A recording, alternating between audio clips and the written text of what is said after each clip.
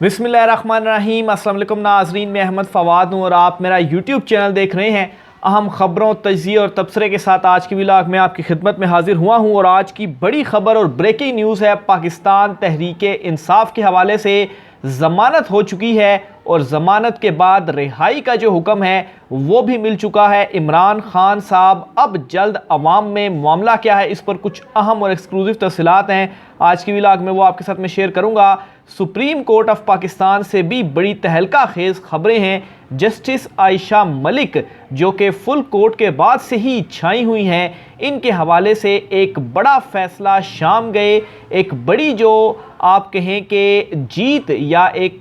बड़ा जो चैलेंज था, इस चैलेंज में जस्टिस आयशा मलिक सुरखरू हुई हैं। इस पर भी कुछ अहम तरीन तफसीलात आपके साथ में शेयर करूँगा। चीफ जस्टिस काजी फ़ाइज़ ईसा की जानिब से भी एक अहम हंगामी जो स्टेप है वो उठाया गया है और मुसलसल हैरान करने में चीफ जस्टिस काजी फ़ाइज़ ईसा अब तक कामयाब हो रहे हैं बहुत सारे हलकों को। इस पर भी कुछ अहम तरीन तफसीलात हैं, वो भी आज की व्लॉग में आपके सामने रखूँगा। सबसे पहले नाज़रीन, आज की सबसे बड़ी जो ब्रेकिंग न्यूज़ है उससे आज की व्लॉग का आगाज़ करता हूँ। और ब्रेकिंग न्यूज़ ये है कि जिन्ना हाउस हमला केस में सनम जावेद, रुबीना जमील समेत 9 मुल्ज़िमान की जो ज़मानतें हैं वो मंजूर हो चुकी हैं। इन 9 में एक तो अफशां तारिक,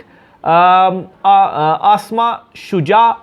शाह बानो, फैसल अख्तर कासिम, अली हसन, हुसैन कादरी जो हैं वो भी शामिल हैं। और सनम जावेद जो कि पाकिस्तान तहरीक इंसाफ की बड़ी मुतहरिक कारकुन थी, और उनको जब ये गिरफ़्तार किया गया और गिरफ़्तारी के बाद तकरीबन ये कोई 4 माह बनते हैं जो इन्होंने वक्त जेल में गुजारा, और अब इनकी जो ज़मानतें हैं वो मंजूर हो चुकी हैं। 1-1 लाख के मुचलकों के इवज़ ये जो ज़मानतें हैं वो मंजूर की गई हैं। मज़ीद तफ़सीलात ये हैं जी कि अदालत ने इन तमाम को रिहा करने का जो हुक्म है वो भी दे दिया गया है। जैसे ही मुचलके जमा होंगे, रोबकार जारी होंगे और फिर इसके बाद इनकी जो रिहाई है वो कर दी जाएगी। तो पाकिस्तान तहरीक इंसाफ के लिए, इमरान खान साहब के लिए ये एक मुस्बत आप कहें कि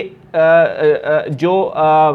इशारे इसको आप कह सकते हैं, और मुस्बत अंदाज में जो चीज़ें हैं वो इस वक्त चल रही हैं। बैकडोर जो राब्ते हैं, जो पैगामात रसानी है वो भी इस वक्त हो रही है। और ये भी आपको बताता चलूँ कि बहुत जल्द इमरान खान अवाम के दरमियान होंगे। और ये जो इंतखाबात होने जा रहे हैं, इन इंतखाबात में बहुत सौ की जो ख्वाहिश थी कि इमरान खान साहब को आउट किया जाए, अब ऐसा नहीं होने जा रहा। इमरान खान बहुत जल्द अवाम में भी होंगे और उसके बाद इमरान खान साहब ये जो इलेक्शंस हैं वो भी लड़ेंगे, क्योंकि अब कोई और ऑप्शन नहीं रहा। इमरान खान को अगर जेल में रखा जाता है तो उस सूरत में भी जब इलेक्शंस होंगे तो इमरान खान ही जीतेगा, और बल्कि हो सकता है कि ज़्यादा ताकत से इमरान खान साहब जीतें। और फिर उसके बाद जाहिर सी बात है, एक जो ये दबाव है, जो मुकदमात है इमरान खान साहब के ऊपर, सबको मालूम है कि इन मुकदमात के अंदर जान नहीं है। और फिर दूसरी तरफ जो फ्रस्ट्रेशन या मुस्लिम लीग नून जो इस वक्त कर रही है, फिर इसके अलावा जो पीपल्स पार्टी इस वक्त कर रही है, तो उन पर भी जो एतबार है वो आहिस्ता आहिस्ता से उठ रहा है। तो मुस्बत इशारे, मुस्बत तब्दीली, और इसका जो आगाज़ है वो आज से हुआ चाहता है। ये जो अहम रिहाइयाँ हैं ये भी हो चुकी हैं और जल्द इमरान खान भी अवाम में होगा। इसके साथ ही सुप्रीम कोर्ट ऑफ पाकिस्तान से जो बड़ी ख़बर है वो भी आपके साथ में शेयर करता चलूँ, और ये ख़बर है जस्टिस आयशा मलिक साहिबा के हवाले से। जस्टिस आयशा मलिक जब से फुल कोर्ट हुआ है और जो ज़बरदस्त कानूनी सवालात जस्टिस आयशा मलिक की जानिब से उठाए गए, इवन के चीफ जस्टिस काजी फ़ाइज़ ईसा ने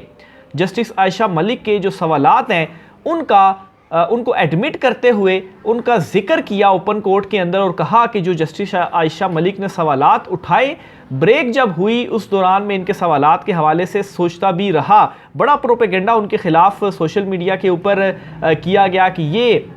इस तरह से जज बनी और ये था और ये कैसे सवालात हैं। लेकिन आप ये चीज़ देखेंगे, खुद चीफ जस्टिस उनके सवालात को एडमायर कर रहे हैं, एडमिट कर रहे हैं, और उन्होंने कहा कि इनके जो सवालात हैं उनके ऊपर मैं सोचने पर मजबूर हुआ। और ब्रेक में जब फुल कोर्ट चल रही थी ये ओपन कोर्ट में कर्मा अदालत में उनके रिमार्क्स थे कि मैंने इस हवाले से सोचा इनके सवालों पर। तो बहरहाल एक अहम जो इम्तिहान है उसमें जस्टिस आयशा मलिक साहिबा आप कहें या एक जो है वो पास हुई है एक आजमाइश में, और वो ये है कि उनके अगेंस्ट सुप्रीम जुडिशल कौंसिल में एक जो शिकायत थी वो दर्ज की गई थी, और ये जो शिकायत है इस शिकायत के ऊपर फैसला आ चुका है। याद रहे, वाज़े रहे कि सुप्रीम जुडिशल कौंसिल में जजिस के हवाले से कोई भी शिकायत हो तो वहाँ पर वो की जाती है, वहाँ पर दरख्वास्त दायर की जाती है, और फिर उसके बाद जो वहाँ पर जज होते हैं सुप्रीम कोर्ट ऑफ पाकिस्तान के ही सीनियर जज होते हैं चीफ जस्टिस के बाद, और जस्टिस सरदार तारिक जो हैं वो वहाँ पर जज हैं। तो उन्होंने ये जो शिकायत थी इस शिकायत को बेबुनियाद करार दे दिया है, और ये कहा है कि बादिउल नज़र में जस्टिस आयशा मलिक मिसकंडक्ट की किसी तौर पर भी मुर्तकिब नहीं है, अपनी राय दे दी है और इस शिकायत को वापस भिजवा दिया है, या आप समझें कि इस शिकायत को मुस्तरद कर दिया है। तो शदीद दबाव ओवरऑल भी डाला जा रहा था, और फिर ये इस तरह की जो शिकायत हैं, लेकिन ये एक अहम और बड़ा एक रिलीफ भी आप इसको कहें और एक बड़ी खबर भी आप इसको कहें, सुप्रीम कोर्ट ऑफ पाकिस्तान से ये सामने आई है, और इनके खिलाफ ये जो शिकायत है इसको जो है वो वापस भेज दिया गया है, और जस्टिस आयशा मलिक जो हैं वो अब साथ ही साथ जो फुल कोर्ट बेंच है उसकी भी कास्ट लिस्ट जारी हो गई है। जो प्रैक्टिस एंड प्रोसीजर एक्ट है 3 अक्टूबर तक समाअत मुलतवी हुई थी, लेकिन चूँकि वीकली कास्ट लिस्ट भी जारी की जाती है तो उसमें अगर फ़र्ज़ करें केस मज़ीद आगे ले जाना हो तो उसमें मुलतवी भी किया जा सकता है, लेकिन कास्ट लिस्ट जारी हो चुकी है। और इस कास्ट लिस्ट के मुताबिक चीफ जस्टिस काजी फ़ायज़ ईसा की सरबराही में जो 15 जजेस इस वक्त सुप्रीम कोर्ट ऑफ पाकिस्तान में मौजूद हैं वो सारे के सारे एक मरतबा फिर से बैठेंगे, और 3 अक्टूबर को ये जो समाअत थी जो समाअत है वो होगी। 25 सितंबर तक की तारीख़ है कि जो तमाम फ़रीक़ैन हैं, दरख्वास्त गुजार हैं, अटॉर्नी जनरल है या जो दीगर हैं, वो इस केस में अपना जवाब जमा करवाएं। ये चीफ जस्टिस काज़ी फ़ायज़ ईसा की जानिब से इस केस में बताया गया था। तो एक और जो लाइव स्ट्रीमिंग आप कहें हो सकता है कि ये लाइव स्ट्रीमिंग भी हो, लेकिन एक और बड़ा दिन होने जा रहा है 3 अक्टूबर को सुप्रीम कोर्ट ऑफ पाकिस्तान में। इसके अलावा मज़ीद एक दो छोटी छोटी ख़बरें हैं सुप्रीम कोर्ट ऑफ पाकिस्तान से भी, चीफ जस्टिस काज़ी फ़ायज़ ईसा साहब के हवाले से, वो भी सुन लें। बार कौंसल के जो नुमाइंदे हैं उन्होंने चीफ जस्टिस काज़ी फ़ायज़ ईसा साहब से मुलाकात की है, और इस मुलाकात में एक तो जो काज लिस्ट है उसे माहाना जारी करने की तजवीज़ दी गई है। यानी कि अभी इस तरह से होता है कि हफ्ते के बाद जो कास्ट लिस्ट है वो जारी होती है, यानी कि जुम्मा हफ्ता को कास्ट लिस्ट जारी होती है, और वो एक हफ्ते तक की कास्ट लिस्ट होती है, यानी कि मंडे से लेके फ्राइडे तक वर्किंग डेज होते हैं, और जो केसेस होते हैं वो जुम्मे की शाम को या हफ्ते वाले दिन कास्ट लिस्ट जारी हो जाती है कि अगले 5 दिनों में ये केसेस होंगे। तो इसमें ये रिक्वेस्ट की गई है कि जो कास्ट लिस्ट है वो बजाय हफ्तेवार वो ऐसा कर लिया जाए कि महीने की कास्ट लिस्ट जारी की जाए।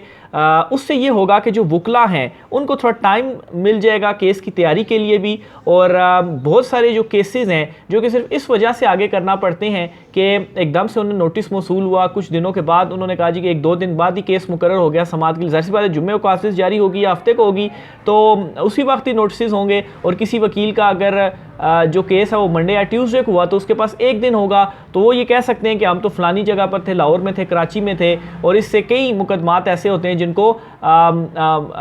मुलतवी करने की इस्तदा की जाती है और उनको आगे फिर ले जाना पड़ता है सिर्फ इस वजह से। तो अगर महीने की कास्ट लिस्ट जारी होगी तो इससे ये फ़ायदा होगा कि वो पूरा 1 महीना होगा, और इवन कि अगर किसी का शुरू में भी केस है तो उसके पास भी कुछ दिन मौजूद होंगे कि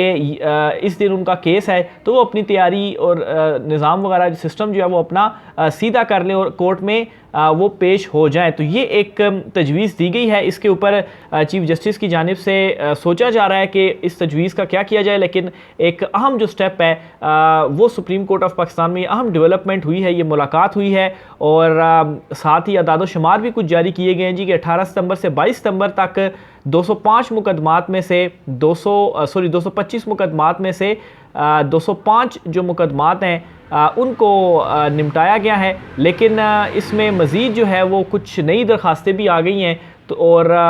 50 यानी कि मुकदमात का इजाफा हुआ है इतने सारे केसेस निपटाने के बावजूद भी। तो बहरहाल सुप्रीम कोर्ट ऑफ पाकिस्तान में जो तब्दीली का सिलसिला है वो भी जारी है, और कुछ इंपॉर्टेंट स्टेप्स आगे आने वाले दिनों में भी आप देखेंगे कि नज़र आएंगे। फिर इसी तरीके से सुप्रीम कोर्ट ऑफ पाकिस्तान में कुछ तब्दीली भी हुई है और जो स्टाफ ऑफिसर और डिप्टी रजिस्ट्रार वगैरह जो तब्दील किए थे, आपको कल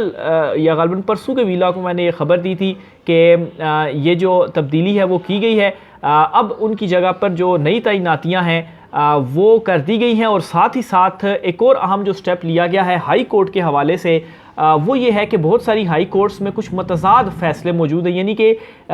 एक ही तरह का मुकदमा है, उसमें हाई कोर्ट इस्लामाबाद की उसका कुछ और फ़ैसला है और पेशावर हाई कोर्ट का कुछ और फ़ैसला है। तो दो हाई कोर्ट्स हैं, एक ही तर्ज का केस है लेकिन मतज़ाद फ़ैसले हैं। तो इस हवाले से ये स्टेप लिया गया सुप्रीम कोर्ट ने कि जितने भी मतज़ाद फ़ैसले हैं इनकी डिटेल्स दी जाए और फिर इसके बाद सुप्रीम कोर्ट ऑफ पाकिस्तान इनके ऊपर कुछ डिसाइड करेगा कि एक ही तर्ज के केस में दो मतज़ाद फ़ैसले तो नहीं हो सकते, तो सुप्रीम कोर्ट इसके ऊपर फिर कोई स्टेप लेगा और जो है वो एक सर्कुलर जारी किया गया है कि ये सारा का सारा रिकॉर्ड दिया जाए और फिर उसको देखा जाएगा और कोई एक इसके ऊपर जो हल है वो दिया जाएगा। तो ये कुछ अहम तरीन चीज़ें थी सुप्रीम कोर्ट ऑफ पाकिस्तान से जो कि इस वक्त हो रही हैं। चीफ जस्टिस काजी फ़ाइज़ ईसा जब से आए हैं तो मुसलसल ये जो मामलात हैं वो चल रहे हैं। आगे चलते हुए नाजरीन जो एक और अहम ख़बर है वो भी आपको देता चलूँ और वो है पीपल्स पार्टी के हवाले से। पीपल्स पार्टी इस वक्त मुसलसल जो अपनी तोपों का रुख है वो उन्होंने किया हुआ है नून लीग की जानिब और आहिस्ता आहिस्ता जो सच है वो ये सारे उगलना शुरू हो चुके हैं। राना सनाउल्लाह ने जो सच बोला, इमरान खान क्या कहते रहे और उस वक्त तो बड़ा प्रोपेगेंडा और चीज़ों को किया गया मैनुपुलेट के इमरान खान झूठ बोल रहा है, लेकिन अब राना सनाउल्लाह के मुंह से सच खुद ही निकल गया। सब लोगों को फिर ये भी पता चल गया और अब जो हैं खुर्शीद शाह साहब उनके मुंह से भी एक बड़ा सच निकल गया और वो ये कहते हैं कि शहबाज शरीफ और राजा रियाज के दरमियान निगरान वज़ीर-ए-आज़म के मामले पर मैच फिक्स था। अच्छा, वैसे इनकी ये जो पॉलिटिशियंस हैं इनकी अकल के ऊपर खैर या ये समझते हैं, आवाम को बेवकूफ़ समझते हैं। सबको मालूम था कि राजा रियाज और शहबाज शरीफ का मैच फिक्स ही है। राजा रियाज तो नाम नहाद अपोजिशन लीडर था, वो तो असल में अभी तो खैर उस वक्त जब अपोजिशन लीडर था तो वो कहता था जी कि हमें तो नून लीग में आगे शमूलियत इख्तियार कर रहा हूँ, नून लीग के टिकट पर लड़ूंगा और अब वो नून लीग में शमूलियत भी जो इख्तियार है वो राजा रियाज की जानिब से कर ली गई है। तो बहरहाल आहिस्ता आहिस्ता ये भी इनके मुँह से भी अब ये अल्फाज निकलना शुरू हो चुके हैं। तो ये कहते हैं जी खुर्शीद शाह साहब के शहबाज शरीफ और राजा रियाज को पर्ची दी गई थी और उन्होंने नामों का ऐलान कर दिया। ये खुर्शीद शाह साहब की जानिब से जो दावा है वो किया गया है। मज़ीद उन्होंने कहा है जी कि असल निगरान वज़ीर-ए-आज़म अनवारुल हक काकड़ नहीं बल्कि इस्टेब्लिशमेंट डिवीज़न के वज़ीर अहद चीमा है। जो इस्टेब्लिशमेंट डिवीज़न चलाता है वही वज़ीर-ए-आज़म होता है। खुर्शीद शाह ने मुस्लिम लीग नून को मशवरा दिया कि वो साबिक army chief general Qamar Javed Bajwa और ISI के सरबराह लेफ्टिनेंट जनरल रिटायर्ड फैज़ हमीद के ख़िलाफ़ कार्रवाई का मुतालबा ना करे और ऐसी महाज आराई से गुरेज करे। इसके अलावा जी वो कहते हैं जी कि जब नवाज शरीफ के इस बयान के बारे में सवाल पूछा गया तो इन्होंने कहा कि मुस्लिम लीग नून की जानिब से दोनों साबिक फ़ौजी सरबराहान के ख़िलाफ़ कार्रवाई को अमली जामा पहनाना बहुत मुश्किल लग रहा है। तो बहरहाल ये खुर्शीद शाह साहब का जो बयान है और ख़ास तौर पर मौजूदा तनाजुर में देखा जाए तो बड़ा इंपॉर्टेंट जो बयान है वो इनकी जानिब से दिया गया है। तो इमरान खान साहब के लिए जो हवाओं का रुख है और